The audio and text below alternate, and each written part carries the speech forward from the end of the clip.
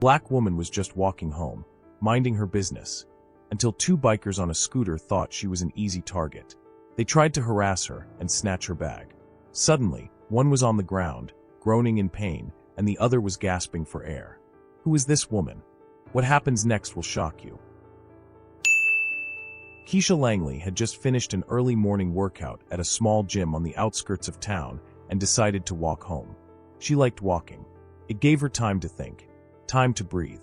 Even though she had lived in Bedford for almost 2 years, she still felt like an outsider. Maybe it was because she was one of the very few black people in town. Or maybe it was because people still looked at her like she didn't belong. Either way, Keisha had stopped caring a long time ago. She wasn't here to make friends. She was here to take care of her grandmother, Miss Jolene, a tough old woman who had raised her after her parents died in a car accident when she was 7. Keisha had gone into the army at 18, determined to make something of herself. Now, after 8 years of service, she was home, at least for now. She heard the sound before she saw them. A loud, whining engine. A scooter. Keisha glanced over her shoulder. Wait a second. Tell us where you're watching from in the comments. And don't forget to subscribe for more powerful stories like this. 2 men were riding up behind her on a rusty old scooter. The thing looked like it was barely holding together, rattling with every bounce on the cracked pavement. The men on it, however, were grinning like they didn't have a care in the world. She knew that look. She had seen it too many times before. "Hey there, sweetheart," the man in the front called out as they slowed beside her. His voice was thick with a southern twang, the kind that stretched words longer than they needed to be. He was lean, with greasy blonde hair sticking out from under a baseball cap. His buddy, sitting behind him, was stockier, with a tattoo of a Confederate flag peeking out from under the sleeve of his ripped-up flannel. Keisha kept walking. She had dealt with guys like them before. "Where you headed, girl?" the blonde one asked, revving the engine. Keisha ignored him. The stocky one let out a low whistle. "Damn. Cold shoulder, huh? You think you're too good to talk to us?" Still, she walked. She didn't need to engage. She didn't need to give them the satisfaction. The scooter swerved closer, cutting her off. Keisha stopped. Slowly, she turned her head. The blonde one smirked, resting an arm on the handlebar. "Look, we're just trying to be friendly. Ain't that right, Dale?" Dale chuckled. "Yeah, friendly." Keisha could smell them now. Cheap beer and cigarettes. She forced herself to stay calm. "Move," she said simply. The blonde one let out a laugh. "Oh, she's feisty." Dale reached for her bag. "Let me hold that for you, sweetheart." Keisha didn't think. She moved. Before Dale's fingers could graze the strap, she grabbed his wrist, twisting it hard. A sharp yelp escaped his mouth as she yanked him clean off the scooter. His body hit the pavement with a loud thud, dust kicking up around him. Blondie barely had time to react. Keisha's boot shot out, slamming into his stomach. He let out a strangled gasp as he toppled backward off the scooter, landing right on top of his buddy. The scooter wobbled before tipping over, its rusty frame skidding against the ground. For a moment, there was nothing but the sound of labored breathing. Then Dale groaned. "What the hell?" Keisha stepped closer, standing over them. "I said move." Blondie struggled to sit up, his cap now lying a few feet away. His face twisted with rage, eyes flicking up at her like he couldn't believe what just happened. Dale coughed, cradling his wrist. "You broke my damn arm." Keisha sighed. "I didn't even use my full strength." Blondie's hand darted to his boot, and Keisha saw the glint of a knife. She didn't hesitate. She kicked his wrist, sending the knife spinning into the air before catching it in one smooth motion. Blondie froze. Dale's eyes widened. Keisha crouched, bringing the knife up to Blondie's face, just close enough that he could feel the sharp edge near his cheek. "You picked the wrong woman to mess with." Blondie swallowed hard. "Look, The sound of sirens cut him off. A Bedford police cruiser came roaring down the road, tires screeching as it skidded to a stop. The door flew open, and Officer Travis Porter stepped out, hand already on his holster. Keisha sighed. Great. Travis was one of the few cops in town who actually seemed decent, but that didn't mean she trusted him. "What the hell's going on here?" he demanded, eyes flicking between Keisha and the two men on the ground. Blondie saw his opportunity. "She attacked us, officer," he cried out. "We was just trying to talk to her, and she jumped us." Keisha shook her head. "That's not what happened." Dale groaned. "She broke my wrist, man." Travis gave her a long look. "You want to tell me your side?" Keisha stood up, tossing the knife to the ground. "They tried to rob me. Blondie scoffed. Bullshit. Shut up. Travis' voice was firm.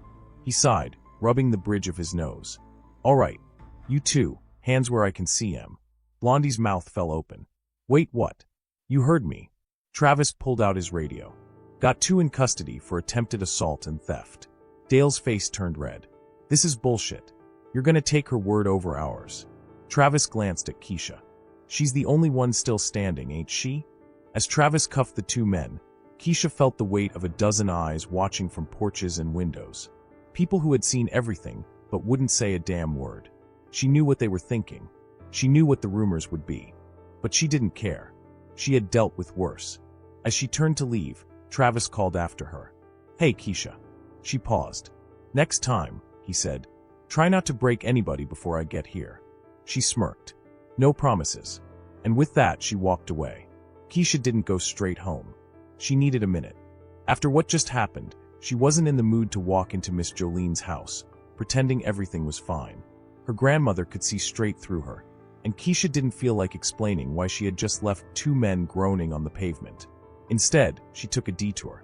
There was a small park on the edge of town, tucked away behind an old church. Hardly anyone ever came here, which made it the perfect place to breathe. She sat on a bench, staring at the treetops swaying gently in the afternoon sun. Her heart was still racing. Not from fear, from anger. No matter where she went, it was always the same story. People saw her dark skin, her strong posture, her quiet confidence, and they assumed they knew who she was. Either she was weak, or she was dangerous. They never saw the real her. If you're enjoying this story and want to hear more, hit that subscribe button now. Don't miss out. Keisha clenched her fists. She had spent 8 years in the army, learning how to fight, how to defend, how to be disciplined. She had put in the work, earned respect. But out here, on these streets, that respect didn't exist. She was just another black woman they thought they could intimidate. Too bad for them. Meanwhile, at the police station, Officer Travis Porter wasn't having a great day. The moment he walked in with Blondie and Dale cuffed, Sheriff Matthews, an old-school man with a thick mustache and a habit of siding with the wrong people, narrowed his eyes. The hell's this? Matthews grumbled. Assault and attempted theft, Travis replied. Matthews leaned back in his chair. Who'd they assault? Travis exhaled. Keisha Langley. The room went silent. Matthews looked at the 2 men, then back at Travis. You sure it wasn't the other way around? Travis clenched his jaw. Here we go. I'm sure, he said evenly. Got a few witnesses who saw the whole thing. That was a lie.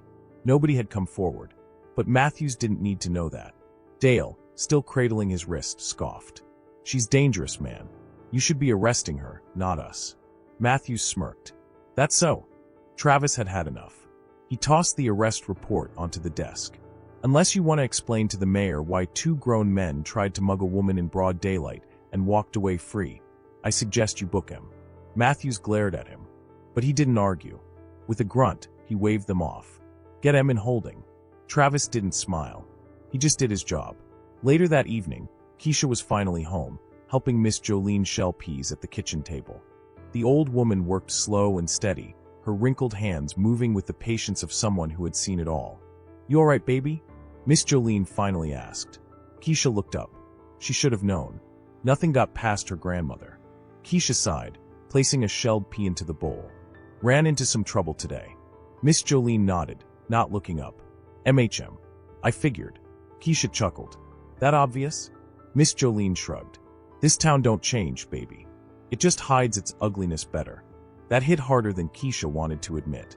For a long time, they just sat in silence, the rhythmic plop of peas dropping into the bowl filling the space between them. Then Miss Jolene said something that stuck. They scared of you, Keisha. Keisha frowned. Why? Miss Jolene finally looked up, her old brown eyes sharp as ever. 'Cause you ain't what they expect. You don't bow your head. You don't shrink. And Lord knows, they can't stand a black woman who ain't afraid. Keisha let that sink in. Maybe Miss Jolene was right. Maybe that's why Blondie and Dale had tried her today. And maybe that's why people in this town always watched her from the corner of their eyes, waiting for her to slip, waiting for her to give them a reason to say, see, we knew she was trouble. But Keisha wasn't going to give them that satisfaction. She wasn't going to shrink. Not now. Not ever.